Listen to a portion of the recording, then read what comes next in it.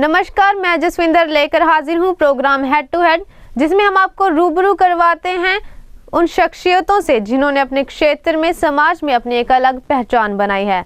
आज हमारे साथ हैं बीजेपी पार्टी के लिटरेचर एंड पब्लिकेशन सेल के संयोजक डॉक्टर परमजीत सिंह। डॉक्टर साहब, सबसे पहले आपका बहुत बहुत स्वागत है हमारे स्टूडियो में। सबसे पहले हम आपकी एजुकेशन के बारे में जानना चाहते हैं। डॉक्टर साहब, आप शिक्षा कहाँ तक ली है आपने? जसविंदर जी, आपका बहुत धन्यवाद। और इस वार्ता में हम इकट्ठे हुए हैं जी। और ऐसा है कि मैंने पटियाला से ही BMS किया है। आयुर्वेदिक फिजिशियन की मैंने डिग्री पटियाला के ही सरकारी आयुर्वेदिक कॉलेज से की है और यहीं मेरा जन्म स्थान भी पटियाला है जी। डॉक्टर साहब, जैसे आपने बताया कि आपने आयुर्वेदिक वो डिग्री ली है, इसके बाद आपकी राजनीति में रुचि कैसे हुई?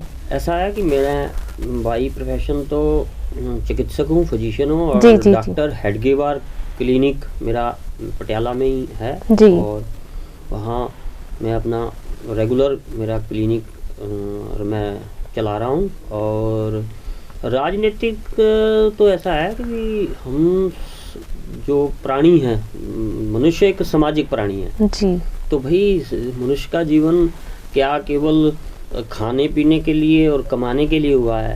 तो भाई हमारा तो इतना बड़ा महान देश है, तो हमारा पढ़ना और खाना और पीना और ये परिवार पोषण और समाज जी, और देश जी। तो इस देश के लिए और इसके लिए काम करना, अपने देश के लिए सोचना, ये शुरू से मुझे फीडिंग मिली है। तो उस तहत ही राजनीतिक ला लो, राजनीति तो नहीं हम करते, हम तो भी समाज का काम करते हैं। जी जी जी जी जी।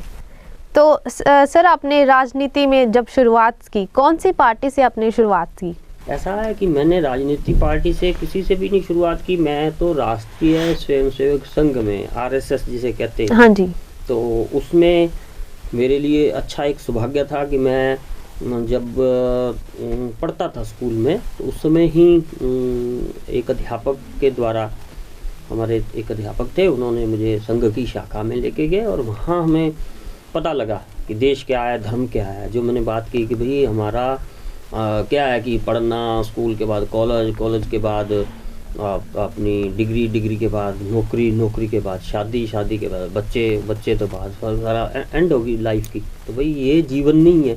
ये मुझे राष्ट्रीय स्वयं संघ से पता लगा कि हम मनुष्य जीवन में आए हैं तो हमारी देश के प्रति, समाज के प्रति भी कुछ ड्यूटीज़ हैं जी। जैसे अपने परिवार के प्रति ड्यूटीज़ है, वैसे तो उस वहाँ से मुझे ऐसा एक बचपन में ही मुझे ऐसा एक मिला। मैं संघ की शाखा में बचपन से ही गया और उसके बाद फिर धीरे आज तक जो अब मैं बोल रहा हूँ जी, तो जी, ये जी। सारा इसके पीछे राष्ट्रीय स्वयं संघ की जो मुझे शिक्षा मिली है उससे ही मैं जी सीखा जी। तो सर, आप बीजेपी में कैसे आए? बीजेपी से कैसे आप जुड़े? भारतीय जनता पार्टी अन्य पार्टियों के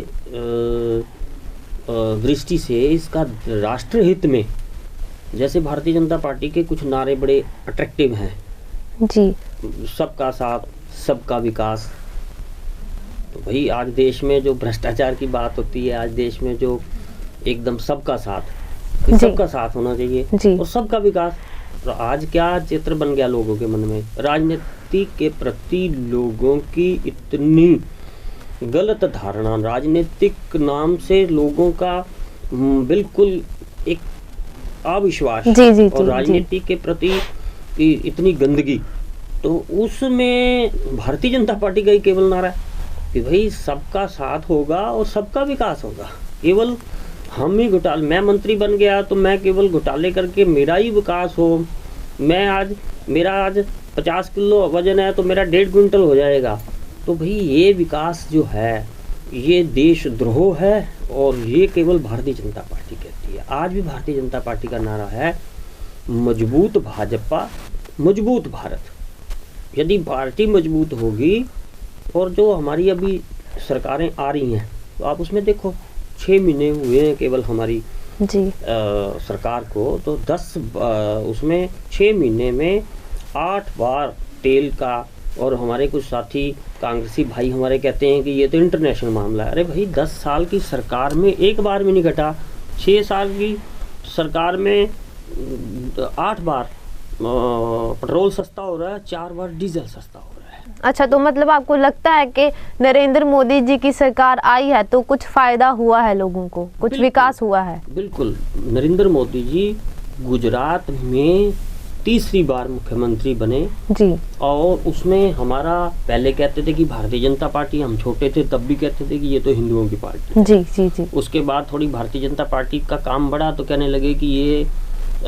एंटी मुस्लिम पार्टी है। लेकिन गुजरात में तीसरी बार सरकार बनी, गोवा में हमारी तीसरी बार सरकार बनी, मध्य प्रदेश में हमारी तीसरी बार सरकार बनी, तो इससे छत्तीसगढ़ में हमारी डॉक्टर रमन सिंह जी वहाँ तीसरी बार सरकार बनी। आफ्टर ऑल वहाँ मुस्लिम समाज भी, और आपको मैं अभी तो 23 को वैसे रिजल्ट आना है उसका जम्मू कश्मीर का, मैं आपको पहले ही ये बहुत विश्वास से कह रहा हूँ कि जम्मू कश्मीर के मुस्लिम समाज ने खुल के भारतीय जनता पार्टी को समर्थन दिया है जी। तो हमारे लिए बड़ा सुखद है।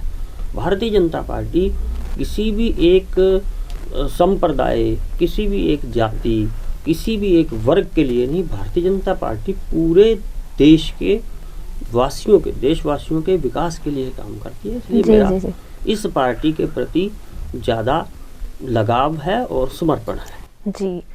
सर, राजनीतिक बातें तो होती रहेंगी, हम आपके पारिवारिक जीवन के बारे में भी जानना चाहते हैं। कौन कौन है आपके परिवार में? ऐसा है कि मेरे परिवार में कोई ऐसा है कि जो मैंने आपको पहले ही कहा कि मैं राष्ट्रीय स्वयं संघ से जुड़ा जी। तो पहले मैं पूर्णकालिक हुआ। हमारे संघ में तो प्रचारक होते हैं, लेकिन उस प्रचारक का सौभाग्य नहीं, तो मैं पूर्णकालिक होल टाइमर जिसको बोलते हैं, मैं विद्यार्थी काल में ही होल टाइमर रहा और मैंने डिग्री तक और मैंने पूर्णकालिक के नाते काम किया।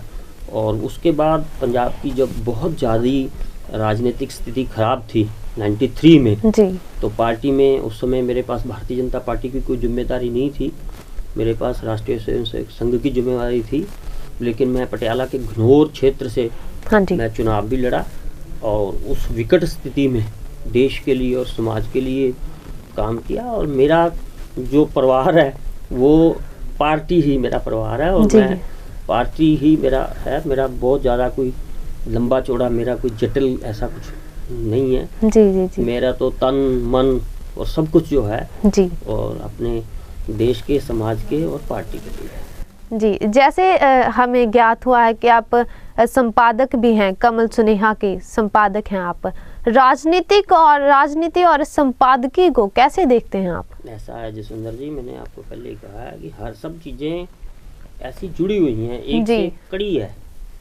राजनीति भी मैं तो कहता हूँ कि हम राजनीति नहीं है, हमारा राजनीति पार्टी जरूर है, भारतीय जनता पार्टी राजनीति पार्टी है, लेकिन हमारा party with the difference. Bharatiya Janata party अलग पार्टी क्यों भाई? पार्टियां तो बहुत हैं देश में, 3500 पार्टियां रजिस्टर्ड हैं, लेकिन उसमें अलग पार्टी, उसमें हमारा कार्यकर्ता कैसा हो, उसका चित्र और चरित्र कैसा हो, उसका सारा काम कैसा हो, ऐसे ही हमारी सरकारों का। तो मेरा ऐसा मानना है कि जो भारतीय जनता पार्टी का पूरा एक विचारक पार्टी है और विचारक ही हम काम करते हैं और उसी लाइन पे हम काम करते हैं जी। तो आपको क्या लगता है कि बीजेपी आने वाले जो समय है उसमें क्या बदलाव लेके आ सकती है पार्टी में और हमारे देश के लिए क्या बदलाव लेके आ सकती है? देश की 1947 के बाद डे टू डे इतनी विकट परिस्थिति बनती गई है और मेरे देशवासियों ने आंखें बंद करके बहुत लंबे समय तक कांग्रेस को शासन दिया है जी। और जिसको कांग्रेस वाले खड़ा कर देते थे और लोगों ने उसको आंखें मीच कर जिताया है। हमारी भारतीय जनता पार्टी की तो 94 में आपको ध्यान होगा, 84 में हमारी भारतीय जनता पार्टी की केवल 2 सीटें थी जी। भारतीय जनता पार्टी कॉमनल है, भारतीय जनता पार्टी हिंदुओं की है, भारतीय जनता पार्टी की है, व्यापारियों की। भ्रांतियां फैलाने और देश में दंगे कराने, हिंदू सिख को लड़ाना, हिंदू मुसलमान को लड़ाना, ये हमारी सरकारों का चरित्र रहा है। लेकिन धीरे धीरे आज देश को 10 साल के शासन में देश को खोखला कर दिया और भ्रष्टाचार चरम सीमा पे आया। और सबसे बड़ा 80,000 करोड़ रुपए का जो कोल स्कैम हुआ है, अभी भी कोर्ट ने हाँ जी। देश के प्रधानमंत्री श्री मनमोहन सिंह जी के बारे में उनकी स्टेटमेंट लेने के लिए भी अभी उनके ऑर्डर हुए हैं। और उससे पहले कांग्रेस के नरसिंह राव, देश के पहले प्रधानमंत्री, कितनी बैड लक है हमारे लिए कि वो कोर्टों में गए। हाँ उन्होंने जी, वहाँ खरीदो फरोख्त की। जी। देश के चरित्र को और देश के उसको सभी को इतना खराब करने के बाद आज देश की जनता ने बिल्कुल, और देश की जनता उब चुकी थी। देश की जनता अपने देश को, अरे भाई भारत सोने की चिड़िया जी, और इतना महान, मेरा भारत महान, उस महान भारत को इतनी गिरावट पर लाने के बाद आज देशवासियों ने श्री नरेंद्र मोदी जो गुजरात के मुख्यमंत्री थे, उनके नेतृत्व में हमारी पार्टी ने, हमारे संगठन ने निर्णय लिया। तो उनको ये हमने अपना नेता मान के और उनके साथ लड़े। तो हमें उनसे बहुत उम्मीदें हैं। हमारी भारतीय पार्टी की जो दृष्टिकोण है वो भी साफ और स्पष्ट है। सर, जब से आप बीजेपी के साथ जुड़े हैं तब से आपकी ज़िंदगी में कैसे बदलाव आए हैं? आपको कुछ लगता है कि आपकी ज़िंदगी में उसके बाद बदलाव आए हैं? कुछ अच्छा हुआ हो, कुछ बुरा हुआ हो? ऐसा है कि भारतीय जनता पार्टी का जो एजेंडा है, और भारतीय जनता पार्टी का मैंने आपको पहले भी कहा कि उनके जो नारे हैं, उनका जो संदेश है, भारतीय जनता पार्टी के जो विचारक हैं, जिन्होंने भारतीय जनता पार्टी के कारण, उनके हमारे जो विचारक हैं पंडित दीनदयाल उपाध्याय जी और डॉक्टर श्यामा प्रसाद मुखर्जी। श्यामा प्रसाद मुखर्जी पहले भारत के ऐसे नेता थे जिन्होंने ये कहा कि एक देश में 2 निशान 2 विधान नहीं होंगे जी। आज जम्मू कश्मीर की क्या स्थिति है, लेकिन उन्होंने हमारे बहुत पहले, हम तो बहुत छोटे थे, हमने तो देखा नहीं सुना, लेकिन उन्होंने जाके जम्मू कश्मीर परमिट का था। जम्मू कश्मीर में आप जब जाते हो तो वहाँ परमिट लेके जाना पड़ता था, जैसे हम किसी दूसरे देश में। हाँ जी। तो उन्होंने उसका विरोध किया, अपना जीवन बलिदान किया। और डॉक्टर श्यामा प्रसाद मुखर्जी, जैसे मैंने शुरू से किया कि हमारी पार्टी में कोई नेता और राजनीति जो है ही नहीं। डॉक्टर श्यामा प्रसाद जी वो शख्सियत थे जिन्होंने सबसे, दुनिया के इतिहास में सबसे कम उम्र में यूनिवर्सिटी के वो वाइस चांसलर बने और बहुत हायर एजुकेटेड। लेकिन और उन्होंने नेहरू मंत्रिमंडल से त्याग पत्र दिया जी। इतने आज मंत्री बनने के लिए कितनी दौड़ लगती है, आज कोई राजनीतिक पद लेने के लिए कितनी, लेकिन भारतीय जनता पार्टी के सोच के जो लोग हैं उनको त्याग, तपस्या, देश और राष्ट्र और समाज पहले, बाकी बाद में। जी, नेशन फर्स्ट, ये भारतीय जनता पार्टी की सोच है। नेशन फर्स्ट, पार्टी सेकंड, आई थर्ड जी। मैं जो है, मेरा परिवार है वो तीसरे नंबर पे जी। सबसे पहले मेरा देश, देश के बाद मेरी पार्टी, और पार्टी के बाद हमारा और आपका। क्या आज के नेता भी ये सोचते हैं कि सबसे पहले देश, उसके बाद पार्टी, उसके बाद मैं? ऐसा है, आज भारतीय जनता पार्टी में काफी लोग जुड़ रहे हैं जी। और जैसे हम आपको जानकारी दूं कि ये 2014 का जो वर्ष है, हाँ जी। और 15 का ये पूरा एक वर्ष हम भारतीय जनता पार्टी की सदस्यता का महाकुंभ चल रहा है। हमारे पार्टी में 3 साल में और सदस्यता 6 साल में रिव्यू होती है। तो उसमें केवल भारतीय जनता पार्टी है जो बिल्कुल पारदर्शिता से अपनी सदस्यता करती है और चुनाव कराती है, क्योंकि हमारी पार्टी परिवार वाली पार्टी तो है नहीं है जी, कि फलाने के पिताजी पार्टी के अध्यक्ष हैं या उनकी माँ अध्यक्ष है तो उनका बेटा वो पद प्राप्त करेगा। भारतीय जनता पार्टी सावधानिक सारी प्रोसेस से गुजरकर पार्टी को हम चलाते हैं और इसमें ये सारा हम काम कर रहे हैं और 2014 में सदस्यता का ये महाकुंभ जो चल रहा है तो उसमें कर रहे हैं। तो सर, बीजेपी पार्टी की तरफ से आने वाले सालों में क्या लोगों के लिए राहत स्कीमें, कौन सी राहत स्कीमें हैं?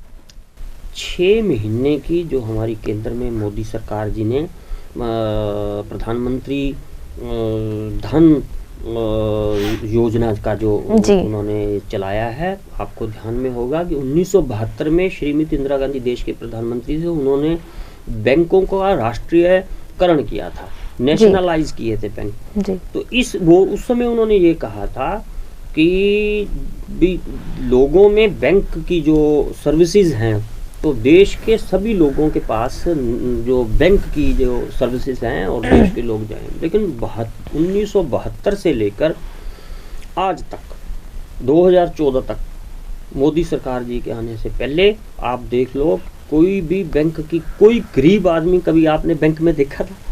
कोई सब्जी वाला, कोई बेचारा गरीब, कोई बाजार में फड़ी लगाने वाला, उसने कभी कल्पना की थी? कोई रिक्शा चलाने वाला, कोई ठेला चलाने वाला, उसने कभी कल्पना की थी कि मैं बैंक जाऊंगा? लेकिन मोदी जी ने बनते सार ही ये कहा अपने डिपार्टमेंट को, अपने फिनांस डिपार्टमेंट को, कि भाई ऐसी एक प्लान करो। तो अफसरशाही को बड़ी, क्योंकि अफसरशाही को मैं ये कहने में मुझे संकोच नहीं कि अफसरशाही को हमारे पिछले कांग्रेस के कुशासन के कारण जंग लग गई जी। क्योंकि अफसरों से काम ही नहीं लिया जाता था, अफसरों को लाइन से हटके काम दिए जाते थे, अफसरों को राष्ट्र देश धर्म के लिए पता ही नहीं था, तो उनको बड़ा अजीब लगा। लेकिन मोदी जी ने बड़ा स्पष्ट कहा। मोदी जी ने जो उनसे पूछा तो वो कहते जी ये काम हो तो सकता है लेकिन 3 साल में होगा। फिर उन्होंने रिजर्व बैंक से पूछा तो उन्होंने भी कहा कि इसको 1.5 साल में। फिर उन्होंने अपने पीएमओ ऑफिस से पूछा तो उन्होंने भी कहा, लेकिन मोदी जी ने कहा कि 150 दिन में ये काम करना है। और 6.5 करोड़, अब मेरा ख्याल 7 करोड़ से ज़्यादा अपने देश के जो हैं लोग बैंकिंग से जुड़े हैं, और बैंक से केवल जुड़े नहीं हैं, उनको 1 लाख रुपए का दुर्घटना बीमा भी दिया है। और ये भी कहा है कि 6 महीने यदि ये आपका खाता एग्जिस्ट करता है और रेगुलर थोड़ा बहुत उसमें चलता है, नो बैलेंस उसमें कोई पैसे की हो रहा है, और वही बैंक वाले जो आपकी बात नहीं सुनते थे, वही बैंक वाले जो आपका सेविंग का अकाउंट चलाने में भी कई प्रकार के किंतु परंतु करते थे, लेकिन आप बैंक के अंदर घुसो तो वही कर्मचारी आप कहते हैं कि आपने खाता खोलना है, आप माता जी बैठिए, आप उस गरीब को, जिसको आप कहते हो इतने बड़े बैंक में और इतने बड़े उसमें घुसे, उसको स्वागत से बिठाया जाता है और 0 बैलेंस पे उस पर खाता खोला जाता है। और उसकी भी बधाई है कि करोड़ों रुपया उस 7.5 करोड़ जो बैंक खाते खुले हैं उसके कारण अपने देश में मिला है जी। बहुत अच्छे। इसलिए जो मोदी जी की नीतियाँ हैं, और मैंने आपको कहा कि महंगाई की दर देख लो। अभी मैं किसी फंक्शन में था तो उसमें बता रहे थे कि चीनी का रेट बहुत कम हो गया है, सब्जियों के दाम इतने बढ़ गए थे वो बहुत कम हो गया, और महंगाई की दर है वो 0% पे आ गई है। तो 6 महीने में आप इतना बदलाव देख रहे हो जी। ये तो है जी सर। आज समय हो गया है एक छोटे से ब्रेक का, सवालों का सिलसिला यूं ही जारी रहेगा।